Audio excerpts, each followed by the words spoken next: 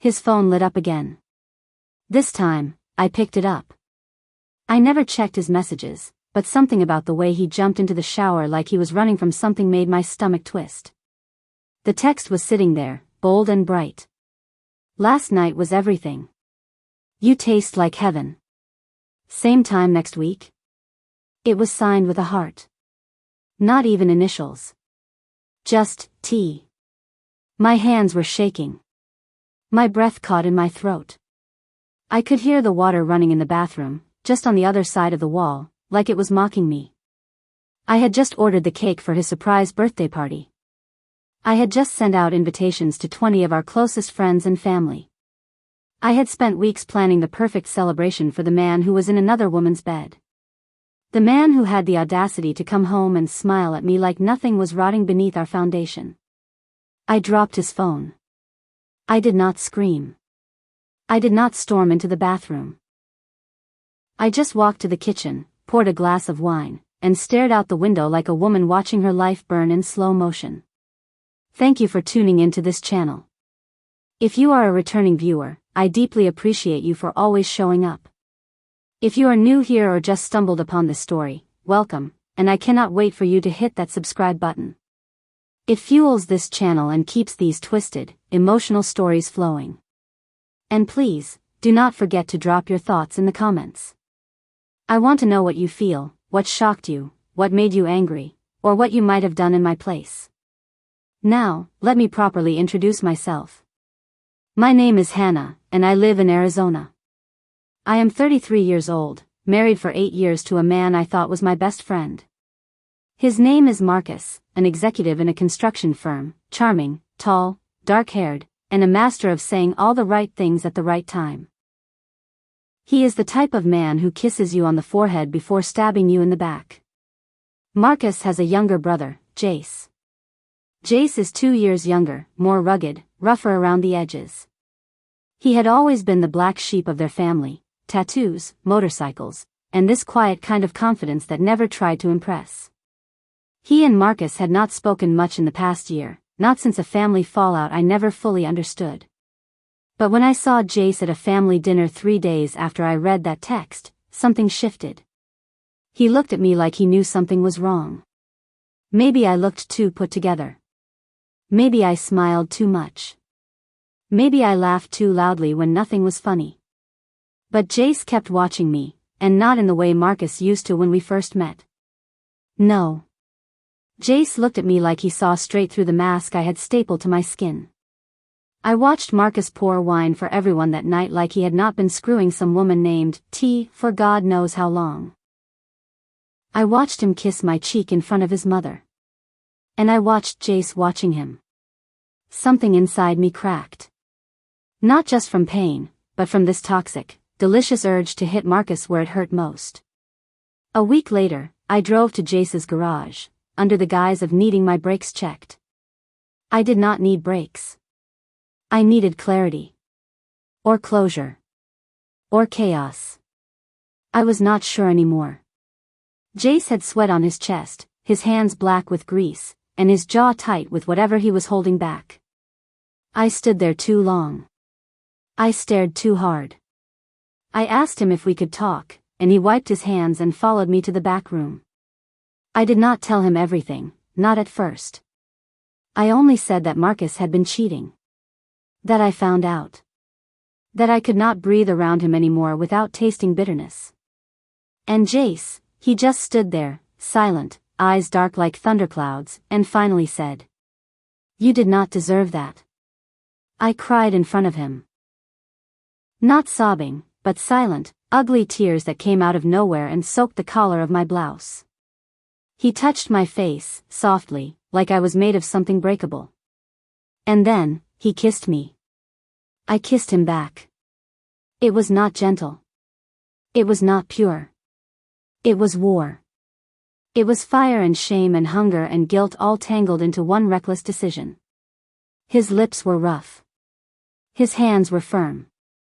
And in that moment, I let myself fall into him like he was a cliff and I was begging to break something on the way down. I left that garage with my clothes wrinkled, my lipstick smeared, and a piece of my soul gone forever.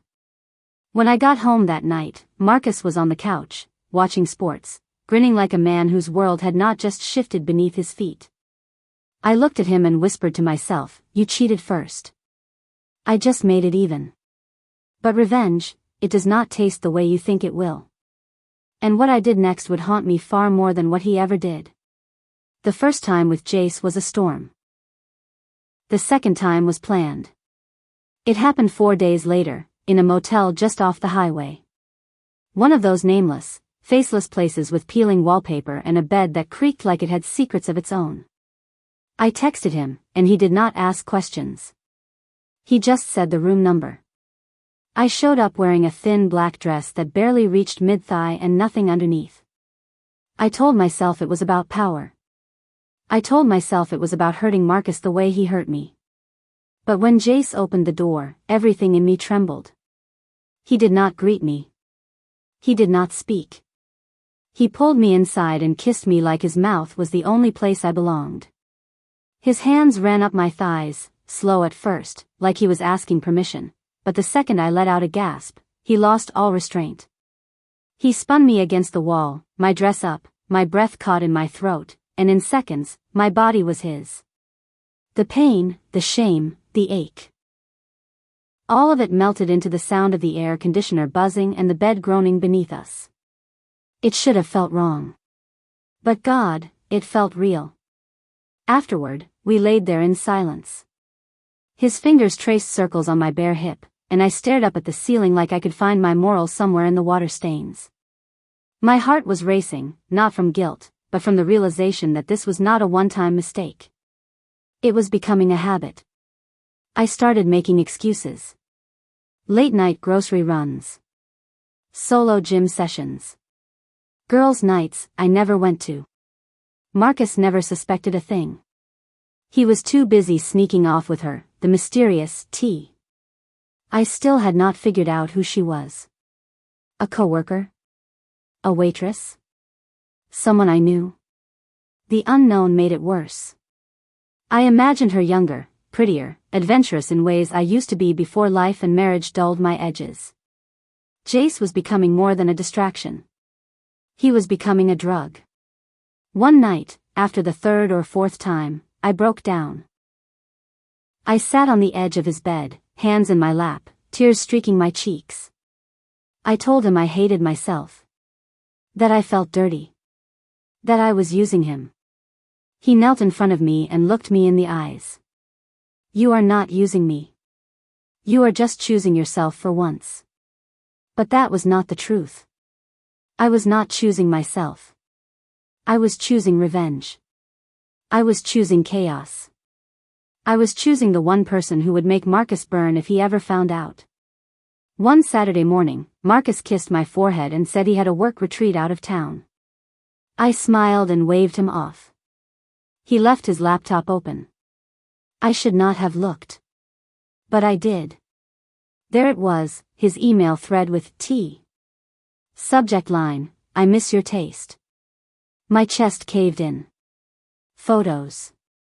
Hotel reservations. Long threads of filth. He had been screwing her every other Thursday, like clockwork. She called him baby. He called her my escape. I laughed. Loud. So loud that I startled the dog. My escape. I whispered to the empty kitchen. Then let me show you what a real escape looks like. The next week, I invited Jace over. To my house. My house with Marcus. My marriage bed. I told myself it was the ultimate revenge. But it was more than that. I wanted to desecrate every inch of what Marcus thought he owned. I wanted him to feel what I had felt when I read those messages. I wanted the sheets to still smell like his brother when he came home. And that is exactly what I did. Jace showed up just after sunset. The lights were dim. I wore red lingerie and nothing else. The moment he stepped inside, I locked the door behind him. I walked him to the bedroom, slowly, silently, like a scene in a movie I knew would never end well. He knew. He knew where we were. But he did not stop me. He kissed me like a man starving. His hands found places Marcus had not touched in months. I straddled him, grabbed his hair, and let myself forget everything but the feel of him inside me. It was not gentle. It was not sweet. It was war. We finished just before midnight. I changed the sheets. Marcus came home at 2 a.m., reeking of someone else's perfume. He crawled into bed beside me, unaware that hours earlier, I had screamed his brother's name into those same pillows. The guilt hit harder after that. I started to have dreams. Marcus finding out. Jace telling him. A dinner gone wrong. A fist through a wall. Divorce papers on the table. And still. I kept going. Jace started pulling away, though. I noticed it in the way he avoided eye contact. The way he left immediately after. The way he never called unless I did first. He was cracking. And I knew it. You are falling for him, I whispered to my reflection one night. No. I could not. I would not. This was not love. This was survival. But deep down, I feared something worse than heartbreak. I feared I was falling for a man who would never choose me. And I feared Marcus was starting to notice. His kisses became stiff. His eyes lingered too long when I spoke. One night, he asked, "Is there something you want to tell me?" I smiled. No. Why? He stared at me for a long time and said nothing. The game was unraveling. Someone would get hurt. But I could no longer tell if I was the villain or the victim. All I knew was that something explosive was coming, and when it did, none of us would be left standing the same. I always thought I would be the one to blow everything up. That I would confess out of guilt. That I would fall apart under the weight of secrets I was never meant to carry. But in the end, it was neither guilt nor love that lit the match. It was fate. And fate has a wicked sense of timing. It happened on a Sunday. Church morning. Marcus and I were sitting in our usual spot in the pews, third row from the back, where no one could see how disconnected we were. He held my hand like he was trying to remember what it used to mean. That same evening, we were invited to a family barbecue at Marcus's parents' house. Jace would be there. I almost backed out. Something in my chest warned me not to go. But that same darkness inside me, the one that had been feeding off this affair, said, "Go. Watch him squirm. Feel the fire." So I went. Everything was fine at first. Burgers on the grill. Children running through sprinklers. Country music humming low from a Bluetooth speaker. Jace stayed far from me, his eyes glued to his beer, barely acknowledging me. His jaw was clenched the entire time. I thought I was safe. Until his fiancée showed up. Yes. Fiancée. I did not know he had one. She was tall, stunning, all soft laughter and innocent smiles. Her name was Emily. She kissed him like she knew he was hers. She touched his chest like it belonged to her. And in that moment, I realized something I had been too blind to see. I was the other woman again. In every sense of the word. Not just to Marcus. But to Jace too. I excused myself and went to the guest bathroom upstairs. I sat on the edge of the tub and shook. My body betrayed me with every tremble. The door creaked behind me, and there he was. Jace. His face was tight. His voice was low. "You should not have come." I laughed. A hollow, bitter sound. "I should not have come? You failed to mention you were engaged." His voice cracked. "It was before you." I stood up and pointed my finger into his chest. There was no before. There was never an after. You were just as guilty as he was. He stepped closer, but I shoved him back. "Do not," I warned. "Do not touch me. You are just like your brother. You want what you want, until it gets messy." He said nothing. Just looked at me with those sad, broken eyes that once made me feel seen. And now only made me feel like a fool. I left the party early. Told Marcus I had a migraine. He stayed behind. Probably to meet T. I drove home in silence, windows down, hair blowing wild, tears streaking my cheeks like I was shedding the last pieces of who I used to be. That night, the truth came. Not from me. But from a single, unlocked phone. I was folding laundry when Marcus walked in, eyes glassy, voice calm. Too calm. He placed his phone on the kitchen counter. Care to explain this? I looked down. A photo. A photo of me. In our bedroom. Straddling Jace. My face turned white. My stomach dropped. I had no idea where it came from. Maybe Jace. Maybe a camera I did not know was there. Maybe karma finally catching up. I opened my mouth, but nothing came out. He did not scream. He did not cry. He just nodded and walked to the door. Marcus, I whispered. He turned, and for the first time in years, I saw hate in his eyes. You made me the fool, he said. In my house. In my family. With my blood. And then he left. Divorce came quick. Cold papers on a kitchen counter. Silence from Jace. A few weeks later, I heard through mutual friends that Emily found out. Called off the wedding.